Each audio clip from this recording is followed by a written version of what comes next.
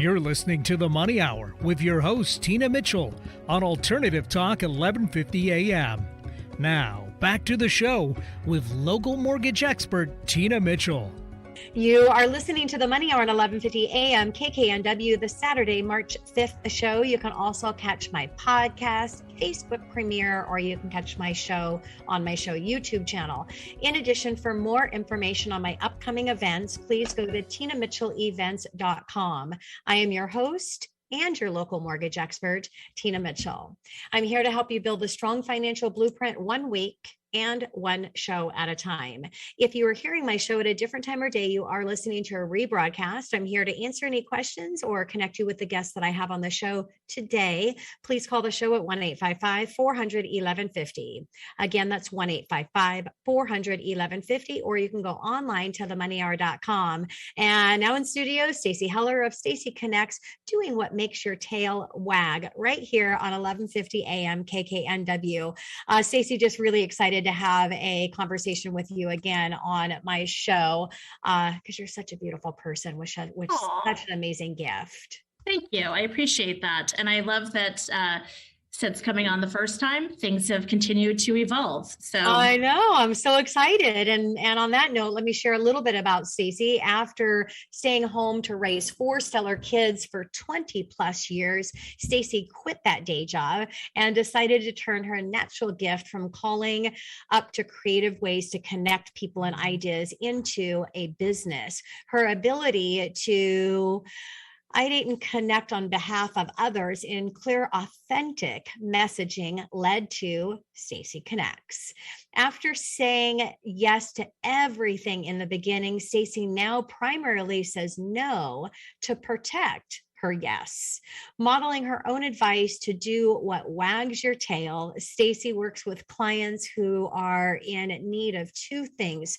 Number 1, someone to brainstorm creative ideas with real potential. And second, a voice to educate, enlighten, or entertain others. To learn more on Stacy, go to stacyconnects.com. Again, you can find information for Stacy on stacyconnects.com, where you'll find a full list of her programs. So Stacy, let's go ahead and get right into the first question, because as you said, you've been a guest before on my show and talking about your business, Stacy Connects.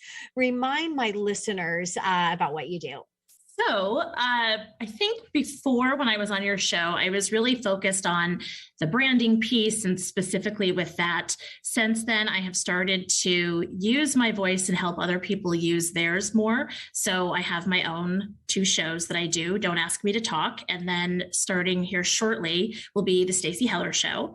And I love the idea of edutainment, a little bit of education, a little bit of entertainment. And it is a way to make connection and have people realize that they have more in common than they realize. And that's the one piece of what I do.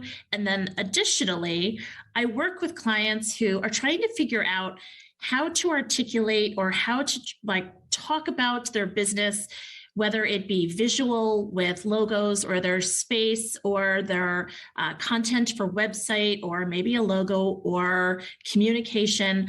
I sit down with people and I brainstorm, and it's not a pretty analogy, but I essentially vomit ideas all over them. It is pretty, because I've watched you vomit and ideas, and that's such I want to think of a better word, because you are just so good at just, again, these the words that you come up with in that moment is just a really beautiful thing. And I've also been able to see, because you made reference of how, branding, even in their space, I've seen what you've been able to do in people's offices, because people come in and meet with you in person in your office, and your office is part of your branding and how that office works. And I've seen some before and after, and the magical touches that you've brought in making adjustments there. So Stacy, since the last time that you were on the show, it's obviously you've done a lot of things with your business. So can you share how it's evolved and changed in more detail? Absolutely. As I said in the beginning, I said yes to everything because I really didn't know what I was doing. I knew that I had something to say and that apparently people were willing to listen. And so I said yes a lot. And then I started to realize that where my tail wags is in the space of ideating, in the space of brainstorming, in the idea of collaboration and translation with my clients. And then in terms of the follow-up, I can connect them with people that can do these things. Oh, you need someone who is going to help you with your time management skills. You need to go see Tina Mitchell.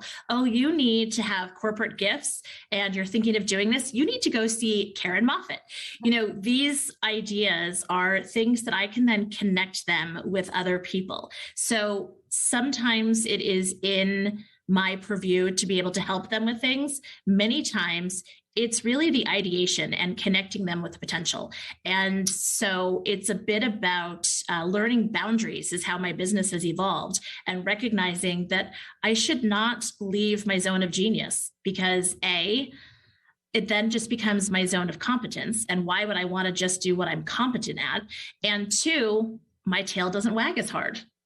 Yeah, I love that. And yeah, you definitely have something to say and people are willing to pay, so I'm so happy that you've got a business that you're able to support your community, provide huge value, and as well, be able to run a profitable business, because when it's all said and done, we are in business to make money. But as I've said before, if you can lead with how you're helping people, you're bringing in your passion through your authentic, genuine gifts, that's when everybody benefits, including us at a high level.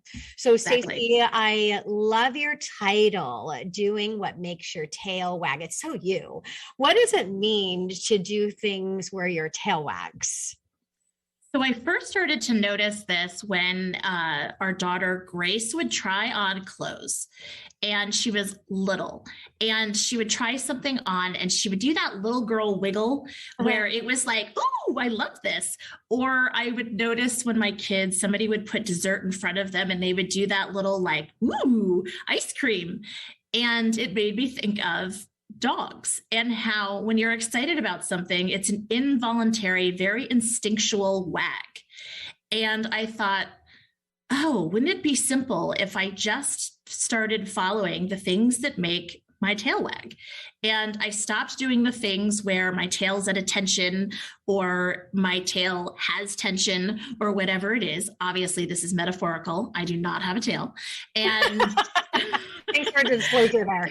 Well, I just felt like I should have a filter that has like a tail behind me or something.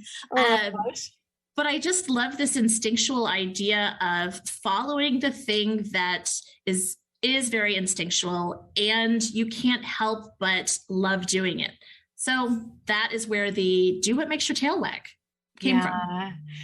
In my complimentary One Time Your Business 8-week burn course, a couple of the topics that I have, one being in, the power of no, learning what you should say yes to, and more importantly, what you should say no to, and also embracing your strengths and hiring out your weaknesses, really focusing on, as a business owner, the high level activities, but also focusing on only what you love to do.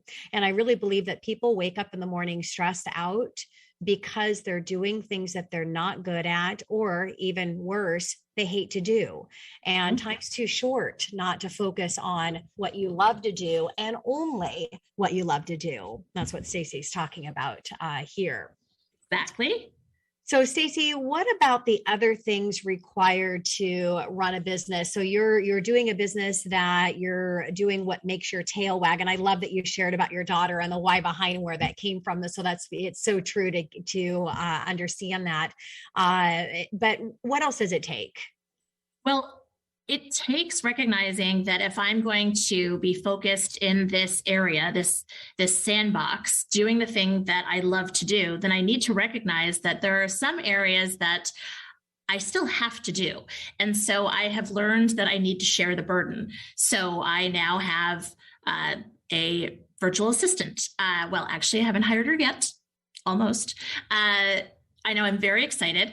I have also hired a bookkeeper. I have hired people and realized that investing in these roles, that allows me then to stop worrying about this. And then bills go out and are paid, et cetera, et cetera. And that takes so much stress off. I am one of my obstacles, I'm doing air quotes, is ADHD. And so trying to stay focused on things, the nice thing is when you've got ADHD, you can also have the hyperfocus. So I can hyperfocus on the things that are good by outsourcing the things that are not so great for me to do. And that it's not any kind of a statement about my abilities. It has nothing to do with that. And so that's the other thing, realizing that the word should needs to be taken out of my vocabulary as a business person. Yeah. And, people ask me all the time, how can I be in the top 1% in the entire nation for mortgages, which by the way, was recognized in 2021 again, and run multiple businesses? And the answer is twofold: high efficiency and embracing my strengths and hiring out my weaknesses. I literally only do what I love to do, which means I'm great at doing it. So, Stacy, how do you zone of your genius and your services intersect? How does that all? So at this point, what I have recognized is that my offerings are very simple. It's really an opportunity to brainstorm with me and to have that time, whether I have some clients that just want a creative board of directors, if you will.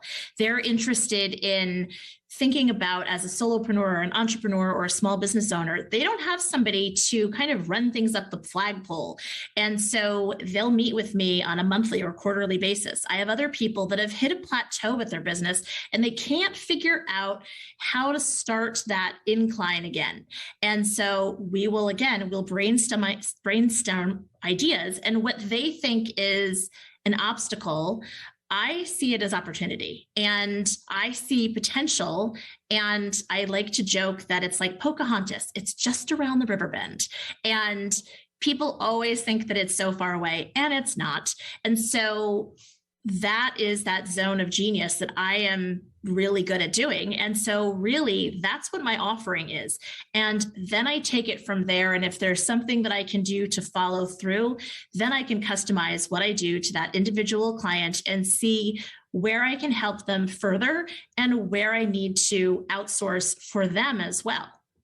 Yes. So then it's safe to say, Stacy, that your two biggest offerings are ideas and your voice, correct? 100%. Yeah. So do you worry that people won't like your voice or listen to what you have to say? I mean, I don't know anybody that wouldn't like your voice, but do you have any worry there? I think there's always worry that maybe people are going to get tired of my voice, like my mother. Yeah. However, I realize that it's the gift that I have been given, and that ability to connect people. I love asking questions instead of making assumptions. And when you come from a place that is like that and a place of connection, then people don't get tired of your voice. They are curious to hear more and to learn. And I love that. And honestly, I'm at a point now where I'm like, whatever. Yeah. Well, I've seen you outside of this space many times because we get together on a weekly basis in one of our networking groups that we're a part of. And you seem, obviously you're comfortable talking about anything and with anyone and everyone. Where are any limits there, Stacy? Honestly, no. I was going to say, I haven't seen any limits knowing you the way I know you. No. And the person that I might be, and most people would be really intimidated by, I have found the best way to disarm someone, and frankly, from a safety standpoint, is engage them. Because if somebody has something nefarious up their sleeve, they don't want to be seen. So therefore, I see them. Oh my gosh, I love that, Stacy. So what are your next 3 horizon points? I think my immediate horizon point is to work on my website, which I'm very excited about doing. After that, it is really reaching a place with my clients where they continue to get me and the word gets out. And then the third thing is to write a book. Oh, I'm so excited for that, Stacy. So as we're wrapping up our time, I'd love to give you, for you to give a shout out, a call to action for anyone that's listening to the show and how to connect with you. Absolutely. Thank you so much. You can go to stacyconnects.com, check out my website. It's a work in progress, as I mentioned. Also, check out Don't Ask Me to Talk. It is my radio show that's here on KKNW. It's on Tuesdays from 3 to 4. It's also a podcast. And you can follow me on social media at Stacy Connects or DAMTT Show. Thank you, Stacy. And shout out for Stacy. If you are not connected with Stacy and hearing her voice, you are missing out. So get connected with Stacy at Stacy Connects. I really appreciate you, Stacy, and look forward to having you back in the show. Look forward to getting invited on your new one. Yes, of course. All right, Stacy, thank you so much. Thank you.